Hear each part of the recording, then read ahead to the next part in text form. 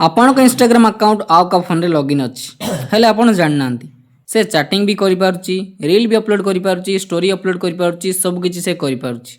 जदि से किछि भूल भाल काम कर दिए ताहले आपन ही फसिबे। तो आपन माने एबे ही आपन को आईडी ता फोन रु लॉग आउट कर दियंतु, आपन माने सेफ रहि परिबे। आपन माने जानि परिबे कहा फोन रे आपन को आईडी लॉगिन अछि आ आपन माने लॉग आउट भी करि परिबे। सो चलन देखिबा केमिति आपन माने लॉग आउट करिवे। एमिति आपण माने जानि परिबे आपन का अकाउंट हैक हेछि ना नाही। सो चलंतु आज वीडियो को स्टार्ट करिवा। फास्ट तो आपण इंस्टाग्राम एप्लिकेशन को अपडेट कर दियंतु। अपडेट कले आपन को नुआ नुआ फीचर्स मिली थाए। तो सिंपली प्ले स्टोर ओपन करिवे आ सिंपली इंस्टाग्राम सर्च करी अपडेट कर देबे। सो देखंतु मु अपडेट कर देइची, तापर सिंपली ओपन करिवा। सो आईडी ओपन कर देबे, प्रोफाइल आइकन ऊपर क्लिक करिवे, तापर थ्री लाइन ऊपर क्लिक करिवे,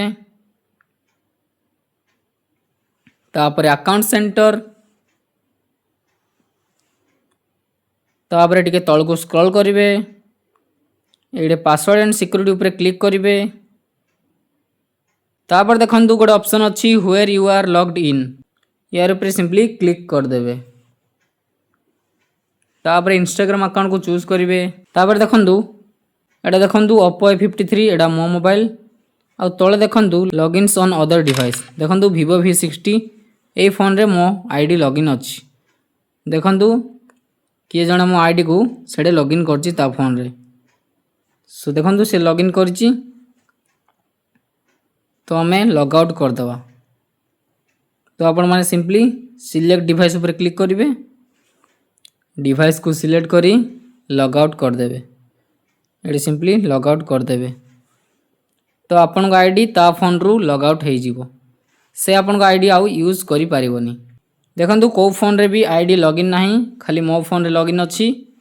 एटू सेडा रिमूव हे गला, लॉग आउट हे गला। सो एमिति आपन माने करि पारिबे।